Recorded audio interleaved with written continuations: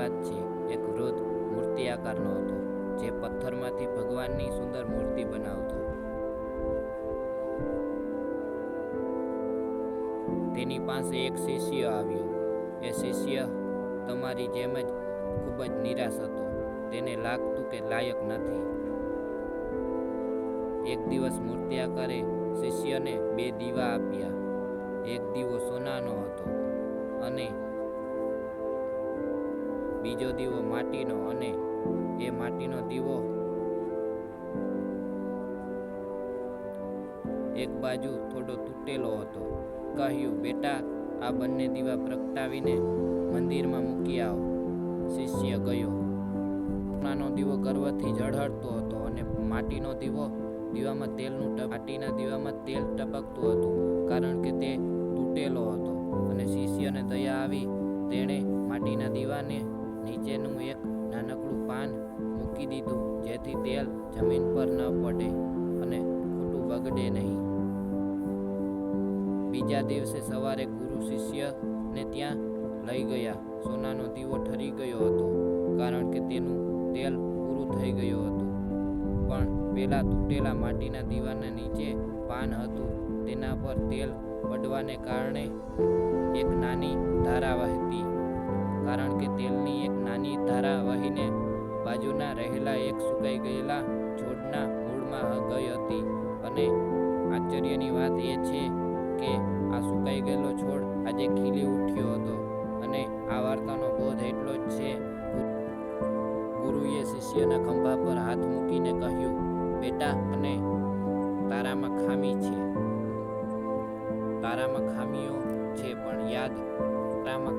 છે, પણ યાદ રાખજે, ઈશ્વર ક્યારેય નકામી વસ્તુ બનાવતો નથી. ક્યારે આપણી ખામીઓ બીજાને જીવનમાં હરિયાળી લાવવાનું નિમિત્ત બને છે. જય હિન્દ, જય ભારત. નમસ્કાર મિત્રો, હું વિવેક બ્લોગ ગુજરાતીમાં તમારું સ્વાગત કરું છું. આજે હું તમારી સામે એવી વાત લઈને આવ્યો છું જે તમે કદાચ ક્યારેય સાંભળી નહીં હોય. આ વાતો આપણા જીવનના પાઠ છે, જે આપણને મુશ્કેલીમાં રસ્તો બતાવે છે. તો ચાલો આજે આપણે શાંતિથી બેસીને જીવનની અમુક દુર્લભ વાતો અને વાર્તાઓ સાંભળીએ. અને મિત્રો, દુર્લભ વાર્તાઓ અને બોધકથા વિશે આપણે આજે જણાવીશું. એક ગામમાં એક વૃદ્ધ સંત રહેતા હતા. એક યુવાન તેમની પાસે ગયો અને પૂછ્યું, બાપુ, મારે જલ્દી સફળ થવું છે, તો મારે શું કરવું? બાપુએ તેને એક બીજ આપ્યું અને કહ્યું, આને તારા આંગણામાં વાવ અને રોજ પાણી પા. પેલા યુવાન બીજ વાવ્યું અને 1 અઠવાડિયું થઈ ગયું, પણ કશું જ બહાર ન આવ્યું. બીજું અઠવાડિયું થઈ ગયું, તોય કંઈ નહીં થયું. અને યુવાન કંટાળીને અને બાપુ પાસે ગયો.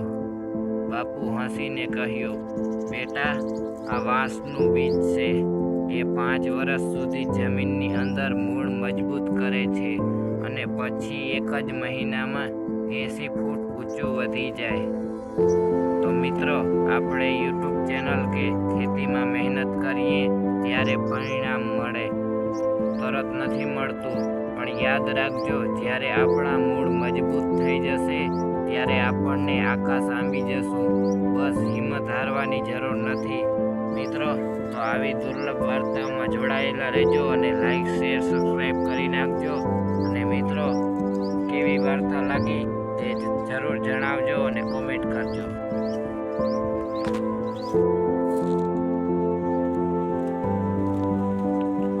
નમસ્કાર મિત્રો, માધવપુરની અમરકથા છે. તો મિત્રો, હું વિવેક બ્લોગ ગુજરાતી. આજે આપણે ગુજરાતની એવી એક પવિત્ર ભૂમિકાની યાત્રા કરાવીશું. અને સ્વયં ભગવાન શ્રી કૃષ્ણના લગ્ન થયા હતા. એ લોકો માધવપુર નથી જઈ શકતા. તેમના માટે આજે વિડીયોમાં એક દર્શન સમાન બની રહેશે. ચાલો સાંભળીએ માધવપુર ખેડની અદ્ભુત વાર્તા. અને વાર્તાનો મુખ્ય ભાગ. મિત્રો, અરબી સમુદ્ર કાંઠે આવેલું માધવપુર એટલે સૌરાષ્ટ્રનું ઘરેણું કહેવાય છે. કે વિદર દેશના રાજકુમારી રુક્ષ્મણીજી અને ભગવાન શ્રી કૃષ્ણ પત્ર લખીને બોલ્યા હતા, ત્યારે ભગવાન શ્રી કૃષ્ણ રથ લઈને આવ્યા અને રુક્ષ્મણીજીનું હરણ કરી તેમના માધવપુર લાવ્યા હતા. અહીંની પવિત્ર રેતાળ કિનાર, કદમ અને મધુવંતીના વૃક્ષો છાયાના ભગવાન શ્રી કૃષ્ણ અને રુક્ષ્મણીજીએ લગ્ન કર્યા હતા. આજે પણ દર વર્ષે ચૈત્ર માસમાં અહીંયા ભવ્ય મેળો ભરાય છે. એવું માનવામાં આવે છે કે આ મેળામાં આજે પણ દેવો અને ગંધર્વો અને અક્ષય રૂપે હાજરી આપે છે. સમજાવવાની રીત લોકો ગમે તેવી વાત. મિત્રો, જો તમે ત્યાં નથી જઈ શકતા તો પણ ગભરાવાની જરૂર નથી. બસ આંખો બંધ કરીને કલ્પના કરો કે એક બાજુ ઘૂંઘવાતો દરિયો છે અને બીજી બાજુ ભગવાનનું સુંદર મંદિર. માધવપુરની રેતી પવિત્ર છે કારણ કે ત્યાં ઠાકોરજીના ચરણ પડ્યા છે. કહેવાય છે કે માધવપુર મેળો જોયો હોય એણે આખો જન્મારો સુધાર્યો. મિત્રો, આ હતી માધવપુરની નાની એવી પણ હૃદયને સ્પર્શી જાય એવી વાર્તા. તમને પણ આ વાર્તા કેવી લાગી? જો તમે માધવપુર ગયા હોય ને તો કોમેન્ટમાં જય શ્રી કૃષ્ણ જરૂર લખજો. અને આવી જ બીજી અનોખી વાર્તાઓ સાંભળવા માટે આપણી ચેનલને સબસ્ક્રાઈબ કરજો. ફરી મળીશું નવા વિડીયો સાથે મિત્રો. તો જય શ્રી કૃષ્ણ, જય શ્રી રામ. નમસ્કાર મિત્રો, રામ રામ, સીતારામ અને જય શ્રી કૃષ્ણ.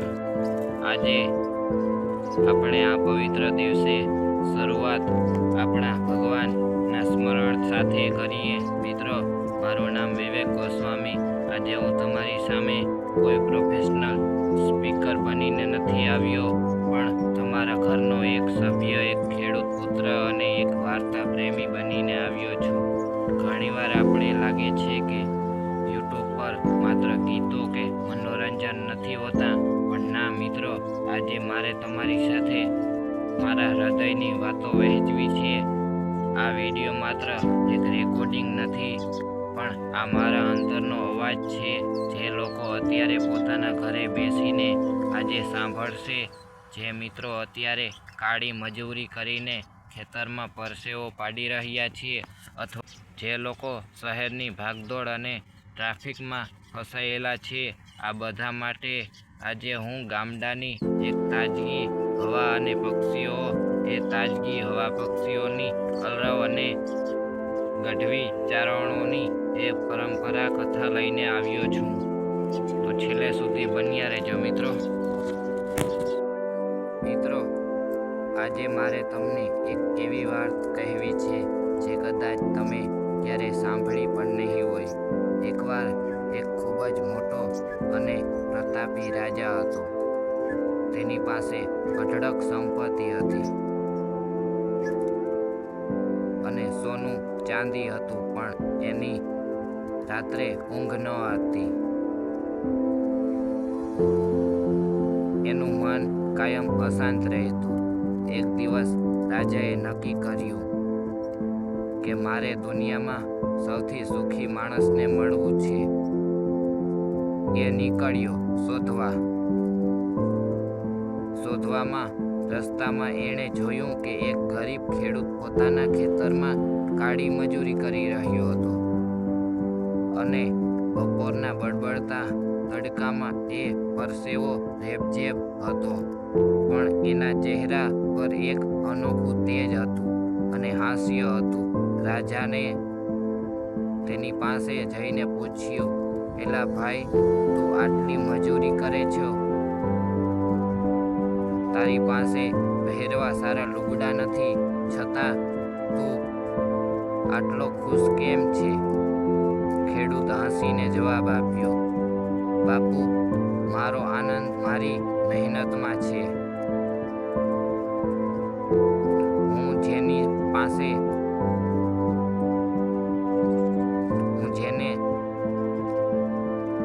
હું જે પસીનો પાડું છું ને એનું વળતર અને મીઠી ઊંઘમાં મળે છે. મારી પાસે જે છે એમાં હું સંતોષ માનું છું. મારે બીજાનું પડાવી લેવાની લાલચ નથી. રાજાને સમજાયું કે સુખ સોનાનો ઈંટોમાં નથી, પણ મનમાં સંતોષ અને મહેનત રોટલામાં આવે છે. અને મિત્રો, આજે આપણે હરીફાઈ ઉતર્યા છીએ. વધારે પૈસા, વધારે સબસ્ક્રાઈબર, વધારે માન, આ બધું મેળવવા માટે લાલચ આપણને આપણું આજનું સુખ ખોઈ બેઠા છીએ. યાદ રાખજો, જેની પાસે સંતોષ છે એ જ સાચો રાજા છે. તો મિત્રો, આ વિડીયો કેવો લાગ્યો તે કોમેન્ટમાં જરૂર કરજો અને ચેનલ સબસ્ક્રાઈબ કરજો મિત્રો. હર હર મહાદેવ, જય શ્રી કૃષ્ણ. તો છેલ્લે સુધી બન્યા રહેજો, અંત સુધી. તો આજનો દિવસ અદ્ભુત થશે અને મિત્રો જોડાયેલા રહેજો. કોમેન્ટ કરી દેજો મિત્રો, લાઈક કરી દેજો, તમારા મિત્રોને શેર કરજો. તો જોડાયેલા રહેજો. તો મિત્રો, આપણે ગામડું એટલે સંસ્કારની જનની. આજે શહેરોમાં ઊંચી ઇમારતો બની ગઈ છે, પણ આપણા માણસની દૂર થતો જાય છે. પણ આપણા ગામડામાં આજે પણ કોઈ પાડોશીના ઘરે શાક ખૂટ્યું હોય તો માગવા નથી જતો, સામેવાળો પોતે આપી જાય છે.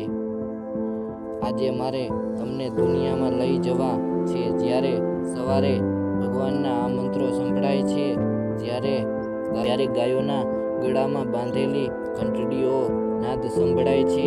આજે પણ એ વાત કરવાની છે, કેવી રીતે એક નાનો માણસ પોતાની મહેનત, પોતાની શ્રદ્ધાથી આ દુનિયામાં આગળ વધી શકે છે. ઘણા લોકો મને પૂછે છે, વિવેકભાઈ, તમે આ બધું કેમ કરો છો? તો મારો જવાબ છે એક જ, આપણી સાંસ્કૃતિક અને આપણા વારસાનું જીવન રાખવા માટે. મિત્રો, ખેડૂત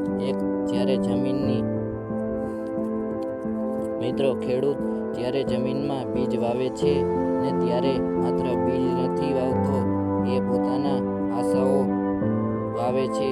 રાત્રે જ્યારે આખી દુનિયા સૂતી હોય ને ત્યારે ખેડૂત રાત તડકો અને વેઠીને ખેતરમાં પાણી વાળતો હોય.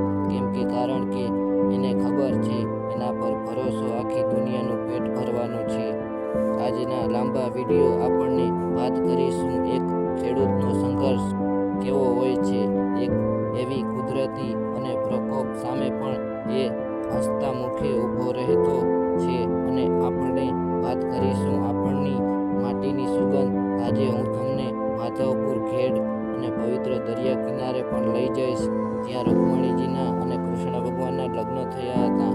વાર્તા સંભળાય એટલે તમારા રૂવાડા ઊભા થઈ જશે, એને ગેરંટી આપું છું. અને મિત્રો, આજે હું તમારી પાસે કોઈ મોટા કેમેરા લઈને નથી આવ્યો. મારી પાસે બસ એક મોબાઈલ છે અને તમારી જેવી પ્રેમાળ જનતાઓનો સાથ છે. હું માનું છું કે તમારી દાનત સાફ હોય ને તો મહેનત સાચી હોય ને તો ઉપરવાળો રસ્તો આપે છે. અને આજે પણ કોઈ ઉતાવળ નથી કરવી. તમે નિરાતે બેસીને જાવ ફરવા, મારી સાથે જોડાઈ જાવ અને અઢળક કરીએ. એવી વાત તમને રડાવશે પણ ખરી, હસાવશે પણ ખરી. મિત્રો, હવે જે વાત કરવા જઈ રહ્યો છું તે શ્રદ્ધા વિશે. એક નાનકડું ગામ હતું જ્યાં વર્ષોથી વરસાદ ન પડ્યો. જમીનમાં તિરાડો પડી ગઈ હતી અને કૂવામાં પાણી સુકાઈ ગયા હતા. ગામના લોકોએ નક્કી કર્યું, આપણે ભગવાનને વિનંતી કરવા માટે ગામના ચોરા પર ભેગા થઈને અને ભગવાનને પ્રાર્થના કરવા લાગ્યા. અને બધાય એક સાથે ગામ લોકો ભગવાનને પ્રાર્થના કરવા લાગ્યા અને બધા લોકો આવ્યા. પણ એક સાથે નાનો બાળક પોતાના હાથમાં એક છત્રી લઈને આવ્યો. લોકોને હસવા લાગ્યા, અરે ગાંડા, આકાશમાં વાદળાનું નામ નિશાન નથી અને તું છત્રી લઈને કેમ આવ્યો છે? ત્યારે એ બાળક જે જવાબ આપ્યો તે સાંભળવા જેવો જ છે. એણે કહ્યું, તમે બધા પ્રાર્થના કરવામાં આવ્યા છો ને? જો ભગવાન આપણી પ્રાર્થના સાંભળીને હમણાં જ વરસાદ પાડે તો હું પલળી ન જાઉં એટલે છત્રી લાવ્યો છું.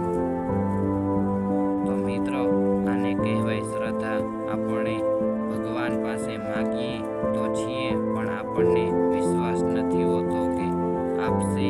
તો તમે મહેનત કરો છો એ વિશ્વાસ રાખો, સાથે કરો એક